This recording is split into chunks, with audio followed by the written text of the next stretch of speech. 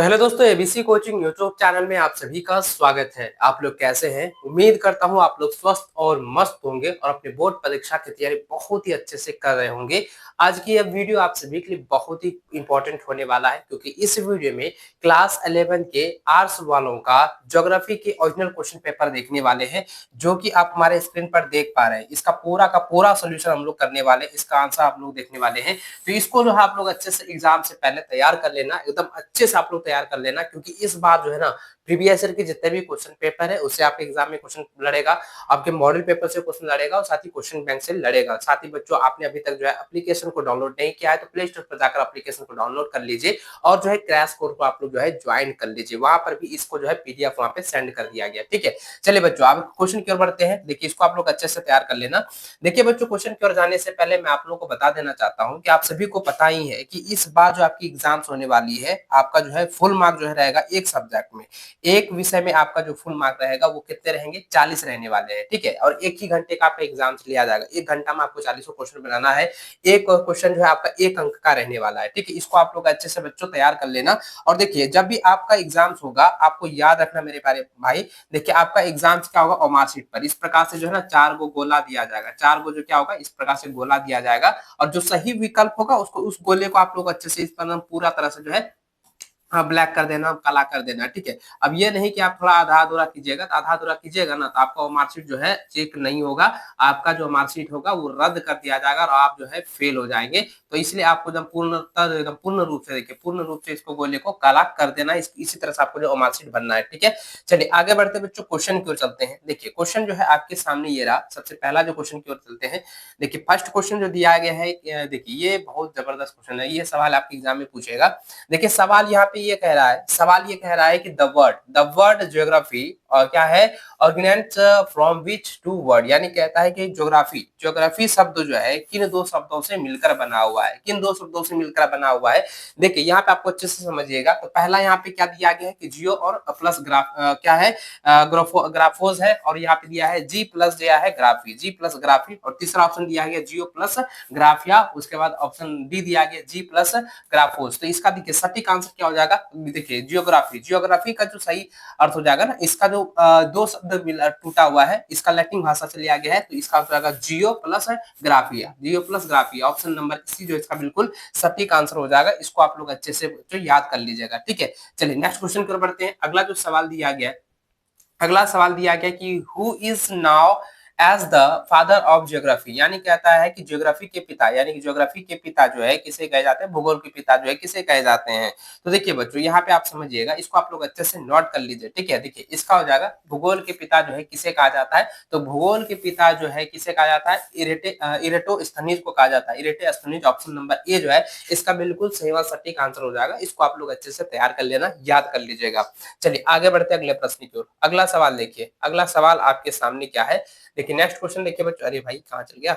देखिए next question, सवाल देखिए क्या है। तीसरा नंबर सवाल यहाँ पे कहता है कि which one of the following rivers flow in a rift valley, यानी कहता है निम्न में से जो है, निम्नलिखित में से कौन सी नदी जो है भ्रंश घाटी में बहती है? तो भ्रंश घाटी में कौन सी बहती है? तो भाई बहती है नर्मदा नदी। याद रखेंगे, नर्मदा नदी बहती है। तो ऑप्शन नंबर जो है बी बिल्कुल सही व सटीक आंसर होगा। इसको आप लोग एग्जाम से पहले बच्चों तैयार कर लेना। और आपने अभी तक जो है इस वीडियो को अपने दोस्तों के साथ शेयर नहीं किए हैं तो ज्यादा से ज्यादा शेयर कर दीजिए। हर एक व्हाट्सएप ग्रुप में, हर एक फेसबुक ग्रुप में, हर एक फ्रेंड सर्कल के साथ इसे शेयर भी कर देना। चैनल पर नए, चैनल को भी सब्सक्राइब कर लीजिएगा। चलिए आगे बढ़ते हैं, नेक्स्ट क्वेश्चन की ओर बढ़ते हैं। अगला सवाल देखिए ये क्या दिया गया नेक्स्ट क्वेश्चन, इसको आप लोग अच्छे से तैयार कर लेना। जितना भी प्रीवियस ईयर के जितने भी ओरिजिनल क्वेश्चन पेपर है ना, उसको आप लोग अच्छे से पढ़ लीजिएगा, ताकि आपके बोर्ड एग्जाम में एक भी सवाल ना छूटे। ठीक है, इससे बहुत सारे सवाल आपको जो है देखने को मिलेगा, रिपीट होगा। देखिए सवाल यहाँ पे क्या बच्चों, अगला सवाल दिया गया कि कौन सी नदी जो है ज्वारन द मुख यानी कि कहता है एस्चुरी बनाती है? तो ज्वारन द मुख जो बनाती है, कौन बनाती है? नर्मदा नदी बनाती है। याद रखिए, नर्मदा नदी बनाती है। ऑप्शन नंबर ए इसका बिल्कुल सटीक आंसर होगा, नर्मदा नदी। ठीक है, इसको आप लोग अच्छे से नोट करते जाइए। चलिए आगे बढ़ते हैं। अगला प्रश्न देखिए बच्चों, नेक्स्ट क्वेश्चन देखिए क्या दिया गया। अगला सवाल आपके सामने दिया गया, अरे भाई आ जल्दी आओ। देखिए सवाल यहाँ पे कहता है निम्नलिखित में से कौन सा जो है संकटापन संकटापन प्रजातियां कौन सी है। तो देखिए संकटापन प्रजातियां जो इनमें से कौन से हो जाएगा। देखिए ऑप्शन को देखें तो ऑप्शन यहाँ पे दिया गया है कि जो दूसरों को जो है असुरक्षा दे। ऑप्शन बी दिया गया है कि बाघ व शेर। ऑप्शन सी दिया गया है कि जिनकी संख्या जो अत्यधिक हो। और ऑप्शन डी की ओर बढ़े तो ऑप्शन डी यहाँ पे दिया गया है कि जिन प्रजातियों के लुप्त होने का खतरा हो, यानी जिन प्रजातियों का लुप्त होने का खतरा हो। यही ऑप्शन आपका सटीक आंसर हो जाएगा। देखिए यहाँ पे क्या कुछ सवाल क्या कह रहा था कि संकटापन संकटापन संकट मतलब संकटापन का मतलब जो है संकट प्रजाति यानी कि विलुप्त होने वाला जब विलुप्त हो जाएगा तो संकट उत्पन्न करेगा। तो यहाँ पे क्या हो जाएगा, इसका सही आंसर हो जाएगा बच्चों ऑप्शन नंबर डी हो जाएगा। जिन प्रजातियों के लुप्त होने का खतरा हो उसी को जो है क्या कहता है संकटापन प्रजातियां में से आती है। ठीक है, तो ऑप्शन जो है आपका डी बिल्कुल सही व सटीक आंसर हो जाएगा। चलिए नेक्स्ट क्वेश्चन देखिए। अगला सवाल देखिए बच्चों, नेक्स्ट क्वेश्चन आपका सामने आ चुका है। देखिए अगला सवाल जो दिया गया है कहता है, सवाल कह रहा है निम्नलिखित में से जो है याम्योत्तर में से कौन सा भारत का जो है मानक याम्योत्तर है। कौन सा, देखिए सवाल कहता है निम्नलिखित याम्योत्तर में से जो है कौन सा भारत का जो है मानक याम्योत्तर है। तो मानक याम्योत्तर जो होता है वो कितना होता है, 82 डिग्री होता है, 30 है ना, 30 मिनट पूर्व होता है, एन होता है पूर्व होता है। तो कहाँ है ऑप्शन नंबर आप देख सकते हैं, ऑप्शन नंबर आपका बी में दिया हुआ। ऑप्शन नंबर बी जो है इसका बिल्कुल सही व सटीक आंसर हो जाएगा। इसको आप लोग अच्छे से नोट कर लीजिए, रिवीजन करते जाइएगा। चलिए नेक्स्ट क्वेश्चन देखिए। अगला सवाल दिया गया है कि व्हाट्स क्या है डीपेस्ट ओशियन, यानी कहता है सवाल कह रहा है कि सबसे जो है गहरा महासागर कौन सा है। सबसे गहरा महासागर कौन सा है। तो गहरा महासागर आप सभी को पता है, और गहरा महासागर कौन सा होता है जल्दी जल्दी बताइएगा क्योंकि मैंने कई बार बताया हुआ है। सबसे गहरा महासागर होता है विश्व भर में सबसे गहरा महासागर प्रशांत महासागर होता है ना, प्रशांत महासागर होता है। तो ऑप्शन जो है आपका डी जो है इसका बिल्कुल सटीक आंसर हो जाएगा, प्रशांत महासागर। इसको आप लोग नोट कर लीजिए। चलिए नेक्स्ट क्वेश्चन देखिए। अगला सवाल मेरे प्यारे बच्चों, देखिए सवाल यहाँ पे कह रहा है, देखिए यहाँ पे कहता है what is the average temperature of the surface water of the ocean, है ना। कहता है समुद्री सतह में, याद रखेंगे। कहता है सवाल यहाँ पे पूछा गया है कि what is the average temperature of the surface water of the ocean, यानी समुद्री तल में, यानी समुद्री सतह जल का जो है समुद्री सतही जल का जो है औसत तापमान कितना होता है। तो औसत तापमान जो होता है वो 27 डिग्री सेल्सियस होता है। कितना होता है, 27 डिग्री सेल्सियस होता है, याद रखेंगे। तो 27 डिग्री सेल्सियस ऑप्शन नंबर जो है बी इसका बिल्कुल सही व सटीक आंसर हो जाएगा। चलिए नेक्स्ट क्वेश्चन देखिए। अगला सवाल देखिए बच्चों, नेक्स्ट क्वेश्चन क्या है। सवाल यहाँ पे देखिए दिया गया है, सवाल 9 नंबर देखिए। सवाल क्या गया पूछा गया है कि पराबैंगनी किरणों को निम्नलिखित में से कौन सी गैस जो है अवशोषित करती है। तो पराबैंगनी किरण जो है वो ओजोन, याद रखेंगे ओजोन, है ना, ओजोन याद रखिएगा। देखिए पराबैंगनी किरणों को जो है निम्नलिखित में से कौन सी गैस जो है अवशोषण करती है, यानी कि ओजोन, याद रखेंगे ओजोन। ऑप्शन नंबर आपका सी जो है बिल्कुल सही आंसर हो जाएगा। चलिए नेक्स्ट क्वेश्चन देखिए। इसको आप लोग अच्छे से ना कॉपी में जो है आप लोग उतार लीजिएगा। ये सारे क्वेश्चन को आप लोग अच्छे से तैयार कर लेते हैं, एकदम अच्छे से बना लीजिएगा, तो भाई आपकी तैयारी बेहतर हो जाएगी। और आपने अभी तक जो है एबीसी कोचिंग को जो है एप्लीकेशन का डाउनलोड नहीं किए हैं तो एबीसी कोचिंग ऐप को जो है डाउनलोड करके आपका जो 149 रुपया का जो क्रैश कोर्स है उसको आप लोग ज्वाइन कर लीजिएगा। वहां पर सारा जो है पीडीएफ आप लोगों को दिया जा रहा है। वहां पे आप लोगों को वीडियो कंटेंट, लाइव क्लासेस, सारा चीज आपको वहां पे मिल रहा है। ठीक है, देखिए चलिए अगला यहाँ पे देखिए क्वेश्चन क्या है। क्वेश्चन यहाँ पे देखिए बच्चों दिया गया है, कहता है वायुमंडल में जो है ऑक्सीजन की मात्रा कितनी प्रतिशत होती है। तो वायुमंडल में ऑक्सीजन की मात्रा कितनी, बताइए कितने परसेंट होती है। लगभग 21%। तो लगभग कितना होता है, 21% होता है ना। 21% है तो 21% कहीं पर है नहीं है, तो यहाँ पे लगभग में है 20.95% है ना, 20.95% है, यानी कि लगभग जो है 21% में है। तो ऑप्शन नंबर सी जो इसका बिल्कुल सही आंसर हो जाएगा। चलिए नेक्स्ट क्वेश्चन देखिए। अगला सवाल यहाँ पे दिया गया बच्चों, कहता है कि जो धातु में जो है लोहा है उसे कहते हैं, जो धातु में लोहा होता है उसे क्या कहते हैं, जो धातु में लोहा होता है उसे लौह धातु कहते हैं। उसे क्या कहते हैं, लौह धातु कहते हैं, है ना, लौह धातु कहते हैं, लौह युक्त धातु कहते हैं। ऑप्शन नंबर ए इसका बिल्कुल सटीक आंसर हो जाएगा। चलिए नेक्स्ट क्वेश्चन, अगला सवाल देखिए। अगला सवाल आपके सामने आ चुका है। देखिए नेक्स्ट क्वेश्चन आपका 12वां नंबर दिया गया है। सवाल कहता है कि which one of the following figure क्या है represents the edge of the earth, यानी कहता है कि पृथ्वी का, यानी कि पृथ्वी का जो है आयु की जो है प्रदर्शित करता है, आयु प्रदर्शित करता है। तो इसका आंसर क्या हो जाएगा, 46 लाख वर्ष, है ना, 46 लाख वर्ष हो जाएगा। ऑप्शन नंबर ए इसका बिल्कुल सही और सटीक आंसर हो जाएगा। इसको आप लोग नोट कर लीजिए। चलिए नेक्स्ट क्वेश्चन देखिए बच्चों, अगला जो सवाल दी गई है नेक्स्ट क्वेश्चन 13वां नंबर आप देखें, 13 नंबर सवाल कहता है, देखिए सवाल यहाँ पे कहता है the point of the earth surface externally above the focus is termed as, यानी कि इसका कह रहा है कि पृथ्वी की सतह पर जो है फोकस के ठीक ऊपर का बिंदु का कहा जाता है, तो उसे क्या कहा जाता है, उसे क्या कहा जाता है, उसे जो है एपिक सेंटर कहा जाता है ना, हाँ एपिक सेंटर होगा ना, हाँ एपिक सेंटर हो जाएगा, epic centre option number A बिल्कुल सटीक आंसर होगा।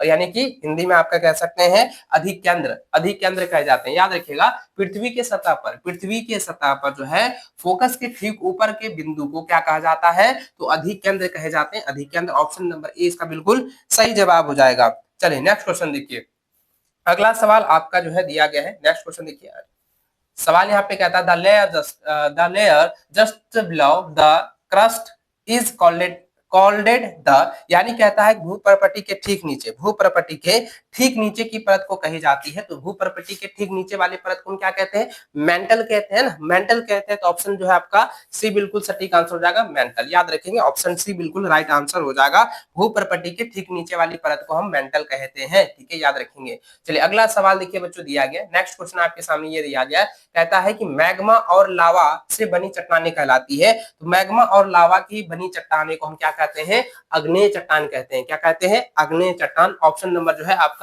ए बिल्कुल सही व सटीक आंसर हो जाएगा, इसको आप लोग नोट डाउन कर लीजिए, एकदम कॉपी में उतार लीजिएगा, ठीक है।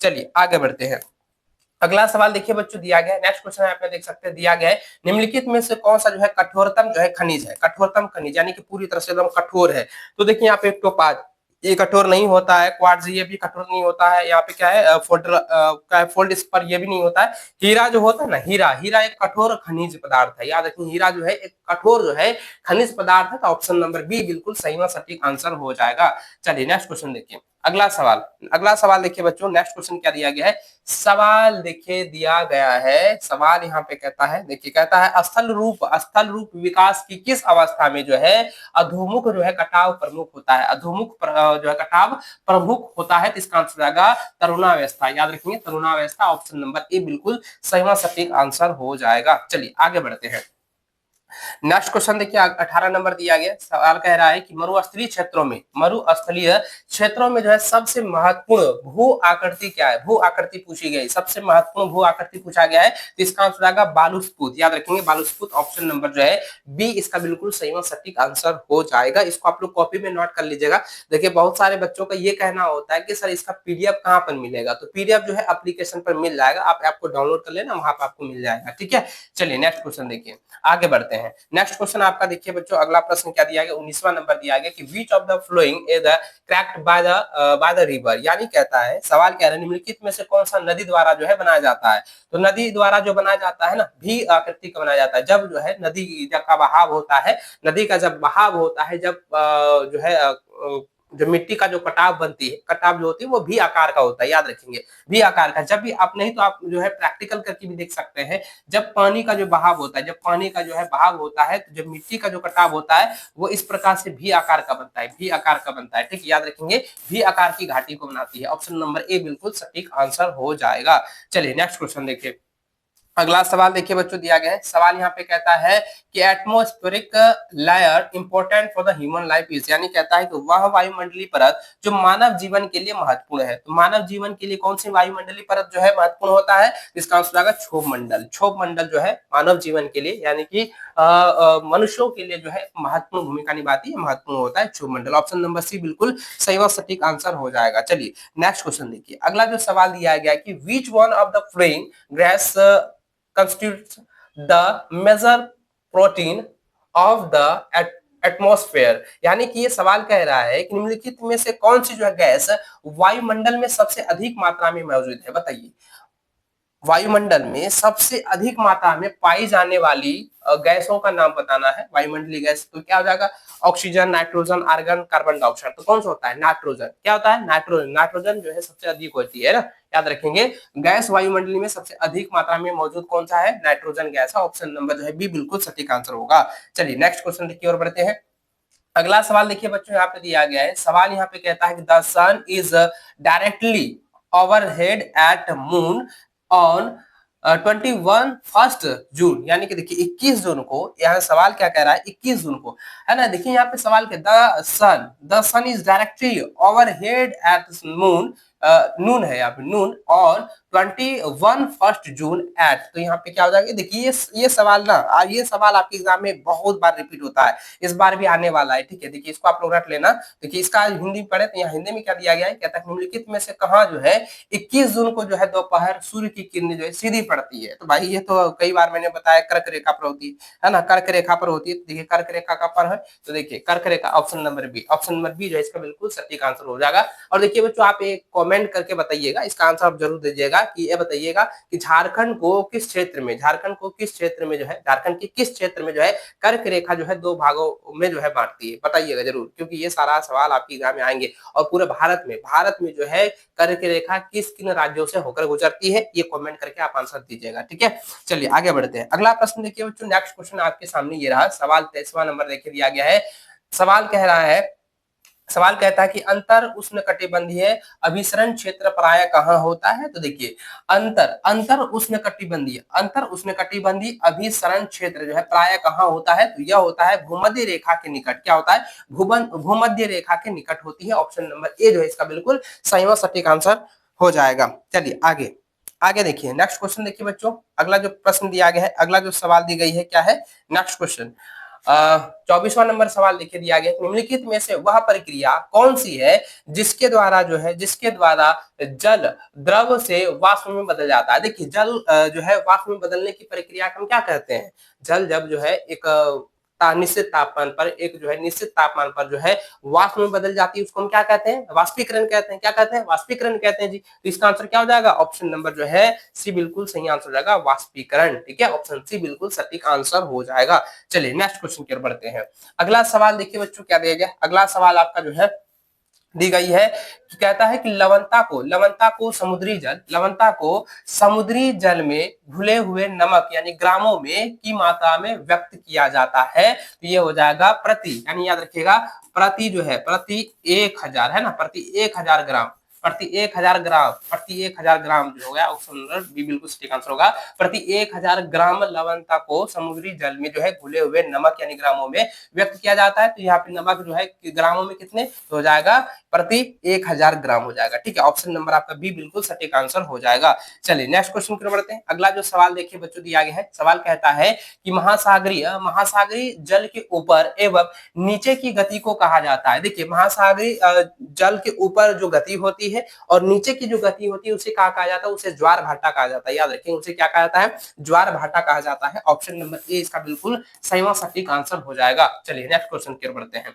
अगला सवाल देखिए बच्चों दिया गया है, अगला क्वेश्चन जो है 27वां नंबर दिया गया है। देखिए चलिए नेक्स्ट क्वेश्चन देखिए दिया गया कि भारत के जो है किस राज्य में जो है बाढ़ अधिक आती है। देखिए सवाल कई बार एग्जाम में पूछा गया है, तो ये आपको पता है बिहार में क्या होता है कि बिहार एक ऐसा राज्य है ना जहां पर जो है ना पूरे भारत भर में जो है, पूरे भारतवर्ष में जो है सबसे अधिक जो है बाढ़ आती है, सबसे अधिक बाढ़ आती है कहाँ, बिहार में ही आता है। तो ऑप्शन नंबर जो है ए बिल्कुल सटीक आंसर होगा। सवाल क्या था कि निम्न में से जो है भारत के किस राज्य में जो है बाढ़ अधिक आती है, तो बिहार में आती है। ऑप्शन नंबर जो है ए बिल्कुल सही और सटीक आंसर हो जाएगा। इसको आप लोग नोट कर लीजिए, तैयार कर लेना। चलिए आगे बढ़ते हैं। अगला प्रश्न देखिए बच्चों आपका 28वां नंबर सवाल क्या दिया गया है, सवाल देखिए दिया गया है, सवाल यहाँ पे कह रहा है कि मृदा का जो है सर्वाधिक व्यापक और जो है सर्वाधिक उपजाऊ प्रकार कौन सा है, यानी मिट्टी का ऐसा कौन सा प्रकार है, मिट्टी का ऐसा कौन सा प्रकार है जो कि सबसे अधिक जो है व्यापक होता है और सबसे अधिक जो है उपजाऊ होता है, उपजाऊ माना जाता है। तो आप सभी को मैंने पहले भी बताया था, मैंने पहले भी पढ़ाया हुआ है कि जलोढ़ मृदा जो होती है, जलोढ़ जो मृदा होती है ना वो सबसे ज्यादा व्यापक होती है ना, और जो है ये काफी ज्यादा उपजाऊ भी होती है। तो जलोढ़ मृदा याद रखेंगे, जलोढ़ मृदा। ऑप्शन नंबर जो है ए इसका बिल्कुल सटीक आंसर हो जाएगा, ठीक है। अब ये कमेंट करके आप इसका आंसर बताइएगा कि झारखंड में जो है सबसे अधिक जो है कौन सी मृदा पाई जाती है, झारखंड में कौन सी मृदा पाई जाती है, आप कमेंट करके जरूर बताइए, मैंने पढ़ाया हुआ है। चलिए आगे बढ़ते हैं। अगला सवाल देखिए बच्चों, नेक्स्ट क्वेश्चन देखिए 29वां नंबर दिया गया है। सवाल कहता है कि which on the following was the purpose of project tiger, यानी कि सवाल कह रहा है कि प्रोजेक्ट टाइगर जो है निम्नलिखित में से किस उद्देश्य से जो है शुरू किया जाता है। तो देखिए प्रोजेक्ट टाइगर का जो मुख्य उद्देश्य होता है कि बाघों की जो संख्या घट रही है, बाघों की जो संख्या और घट रही है, जो शिकार हो रहा है उसके बचाव के लिए, शिकार को कम करने के लिए, है ना। तो इसका सही आंसर क्या हो जाएगा, बाघ को शिकार से बचाने के लिए जो है इस प्रोजेक्ट को जो है शुरू किया गया है और इसका उद्देश्य यही है, बाघ को शिकार से बचाने के लिए। ऑप्शन सी जो है बिल्कुल सटीक आंसर हो जाएगा। चलिए आगे बढ़ते हैं। अगला सवाल देखिए बच्चों, नेक्स्ट क्वेश्चन आपके सामने ये रहा। सवाल कह रहा है what does the word monsoon literally means, यानी कहता है कि मानसून शब्द का शाब्दिक अर्थ क्या होता है। मानसून का शाब्दिक अर्थ होता है सीजन, है ना। मानसून का जो शाब्दिक अर्थ क्या होता है, देखिए सवाल क्या है, मानसून। मानसून का लिटरली मीन्स यानी क्या होता है, सीजन होता है ना, सीजन होता है। तो यहाँ पे क्या हो जाएगा, मौसम हो जाएगा। ऑप्शन नंबर सी बिल्कुल सटीक आंसर हो जाएगा, मौसम। चलिए इसको आप लोग नोट कर लीजिए, आगे बढ़ते हैं। अगला प्रश्न देखिए बच्चों, नेक्स्ट क्वेश्चन आपके सामने ये रहा। सवाल यहाँ पे कह रहा है बच्चों, सवाल ये कहता है the wind blowing in the northern plains in summers is known as, यानी कि सवाल जो यहाँ पे पूछ कह रहा है हिंदी में आप देखें दिया गया है कि गर्मियों में जो है उत्तरी मैदान में, गर्मियों में उत्तरी मैदान में बहने वाली हवा को क्या कहा जाता है। तो गर्मियों में आपने देखा होगा कि हवा में ना इस प्रकार से जो है एकदम छोटा छोटा एकदम पूरा सा लहर ऐसे उठती जा रही होगी, हवा में इस प्रकार से जो है लहर होती हुई नजर आ रही होगी, थोड़ा सा लाइटिंग करते चमकता हुआ, तो उसे हम क्या कहते हैं, उसे लू कहते हैं, उसे क्या कहते हैं, लू कहते हैं। ऑप्शन नंबर बी बिल्कुल सटीक आंसर हो जाएगा। ठीक है, चलिए आगे बढ़ते हैं। अगला सवाल देखिए, नेक्स्ट क्वेश्चन देखिए दिया गया है। सवाल कह रहा है कि गर्म मौसम के दौरान जो है पश्चिम बंगाल में वर्षा का क्या कारण है। तो गर्म मौसम के दौरान जब जो है पूरी तरह से वातावरण गर्म होती है, उसके दौरान अगर पश्चिम बंगाल में वर्षा होती है तो उसका कारण क्या है। उसका कारण यही है कि दक्षिण पश्चिमी के जो मानसून है उसके कारण से जो है वर्षा होती है गर्मी के समय में। याद रखेंगे, गर्म मौसम के दौरान पश्चिम बंगाल में वर्षा का मुख्य कारण क्या हो जाएगा, दक्षिण पश्चिम मानसून के कारण। ऑप्शन नंबर जो है बी इसका बिल्कुल सही और सटीक आंसर हो जाएगा, इसको आप लोग नोट कर लीजिए। ठीक है, चलिए आगे बढ़ते हैं। आगे देखिए बच्चों, नेक्स्ट क्वेश्चन क्या दिया गया। अगला प्रश्न दिया गया है कि भोर का तारा किस ग्रह को कहा जाता है। तो भोर का तारा जो है किस ग्रह को कहा जाता है, आप सभी को पता है। जल्दी जल्दी कमेंट कीजिए, इसका आंसर क्या हो जाएगा, जल्दी बताइए। भोर का तारा किसे, शुक्र ग्रह को कहा जाता है, शुक्र ग्रह को कहा जाता है भोर का तारा। याद रखिए, ऑप्शन ए इसका बिल्कुल सही जवाब हो जाएगा। चलिए नेक्स्ट क्वेश्चन देखिए। अगला सवाल देखिए बच्चों, 34 नंबर यहाँ पे दिया गया है। चलिए अगला सवाल देखिए दिया गया है। नेक्स्ट क्वेश्चन कहता है कि डोडा बेटा चोटी, याद रखेंगे ये सवाल बहुत इंपॉर्टेंट है कि डोडा बेटा चोटी निम्नलिखित में से कौन सी पर्वत श्रृंखला में स्थित है। तो कौन से पर्वत श्रृंखला में, नीलगिरी में। याद रखेंगे नीलगिरी में स्थित है। याद रखेंगे ऑप्शन नंबर ए बिल्कुल सटीक आंसर होगा, नीलगिरी। ठीक है, चलिए आगे बढ़ते हैं। अगला जो सवाल दी गई है, नेक्स्ट क्वेश्चन यहाँ पे दिया गया है, कहता है regur soil is another name of the, यानी कहता है रेगुल मृदा का दूसरा नाम क्या है, बताइए। रेगुल मृदा का दूसरा नाम बताइए, जल्दी बताइए। रेगुल मृदा का दूसरा नाम तो होता है ब्लैक सॉइल, है ना, यानी काली मृदा। इसका आंसर क्या हो जाएगा, काली मृदा हो जाएगा। तो देखिए ऑप्शन नंबर जो है आपका सी में दिया हुआ है, काली मृदा, है ना। याद रखेंगे, रेगुल मृदा रेगर मृदा जो है, रेगर मृदा का दूसरा नाम क्या हो जाएगा, काली मृदा हो जाएगा। ऑप्शन नंबर सी बिल्कुल सटीक आंसर हो जाएगा, इसको आप लोग नोट कर लीजिए। चलिए आगे बढ़ते हैं। अगला सवाल देखिए बच्चों, दिया गया 36 नंबर सवाल यहाँ पे देखिए। सवाल यहाँ कहता है what is the distance from north and south of India, यानी कि भारत के उत्तरी और दक्षिण की दूरी, यानी भारत के उत्तर और दक्षिण की दूरी कितनी है। तो वो कितना है, 3214 किलोमीटर, है ना। 3200 कितना है, 14 किलोमीटर, जो कि ऑप्शन नंबर आपका ए बिल्कुल सही जवाब हो जाएगा, इसको आप नोट कर लीजिए। आगे बढ़ते हैं। नेक्स्ट क्वेश्चन देखिए, अगला जो सवाल दी गई है, सवाल दिया गया है। सवाल यहाँ पे कहता है भाई ये साउथर्नमेंट पॉइंट्स ऑफ इंडिया पूछा गया है। तो ये एग्जाम में पूछता है कि भारत का सबसे दक्षिणी बिंदु क्या है। भारत का सबसे दक्षिणी बिंदु क्या होता है, वह होता है इंदिरा पॉइंट्स। याद रखें, इंदिरा पॉइंट्स होता है। ठीक है, तो ऑप्शन नंबर जो है ए बिल्कुल सही होना सटीक आंसर हो जाएगा, इसको आप लोग नोट कर लेना। चलिए आगे बढ़ते हैं। अगला प्रश्न देखिए बच्चों, नेक्स्ट क्वेश्चन दिया गया, सवाल देखें। सवाल 38वां नंबर यहाँ पे देखिए दिया गया है। सवाल कह रहा है कि कौन सी जो है भूकंपी तरंगे जो है तरल पदार्थ से होकर नहीं गुजरती है, तो इसका आंसर आएगा एस तरंगे। याद रखें, एस तरंगे जो होती है वो तरल पदार्थ से होकर नहीं गुजरती है। ऑप्शन नंबर बी बिल्कुल सही आंसर हो जाएगा। ठीक है, चलिए आगे बढ़ते हैं। नेक्स्ट क्वेश्चन आपका देखो 39वां नंबर होगा ना, 39वां नंबर सवाल दिया गया है। देखिए अरे भाई ये सवाल आपके एग्जाम में 100% पूछे पूछे जाएंगे। देखिए सवाल यहाँ पे क्या था कि काल वैशाखी से संबंधित है। काल वैशाखी जो संबंधित होता है वो पश्चिम बंगाल से होता है, याद रखेंगे पश्चिम बंगाल से होता है, तो ऑप्शन नंबर डी इसका बिल्कुल सटीक आंसर होगा। चलिए अब अंतिम सवाल की ओर बढ़े। अंतिम सवाल की ओर जाने से पहले बच्चों आप सभी से रिक्वेस्ट है कि आपने अभी तक इस चैनल को सब्सक्राइब करके नहीं रखा, चैनल को सब्सक्राइब कर लीजिए। साथ ही बच्चों 149 रुपए का जो क्रैश कोर्स हम लोगों ने दिया हुआ है आप लोगों को, क्रैश कोर्स जो अब चल रही है उसमें क्लासेस भी हो रही है, पीडीएफ मिल रहा है, आप इस मौका को मत गवाइए। अगर बोर्ड एग्जाम में अच्छा नंबर लाना चाहते हैं, बेहतर प्रदर्शन करना चाहते हैं, अच्छा अंक हासिल करना चाहते हैं, नाम रोशन करना चाहते हैं, तो भाई क्रैश कोर्स को आप लोग ज्वाइन कर लीजिए। ज्यादा फीस नहीं रखा गया है, 149 रुपए की फी रखी गई है। वहां पर आप ज्वाइन करके ऑल टू ऑल जो है पीडीएफ ले सकते हैं और उसकी जो है तैयारी आप बेहतर तरीके से कर सकते हैं। वीडियो कंटेंट भी आप लोग को वहां पे दिया गया है, ठीक है। देखिए सवाल बच्चों क्या दिया गया है, भारत में जो है कर्क रेखा कितने राज्यों से होकर गुजरती है, तो भाई 8 राज्यों से होकर गुजरती है। कितने? 8 राज्यों से होकर गुजरती है। और मैंने सवाल आपसे पूछा भी था कि भारत में कौन कौन सी राज्य से होकर जो है कर्क रेखा गुजरती है, तो आपने अभी तक उसका जवाब नहीं दिया है, तो कमेंट करके अभी के अभी जो है जवाब दीजिएगा, ठीक है। तो चलिए बच्चों इस वीडियो को अपने सभी दोस्तों के साथ शेयर कर देना, चैनल पर नए चैनल को सब्सक्राइब कर लेना। मिलता है नेक्स्ट वीडियो, तब तक जय हिंद, वंदे मातरम।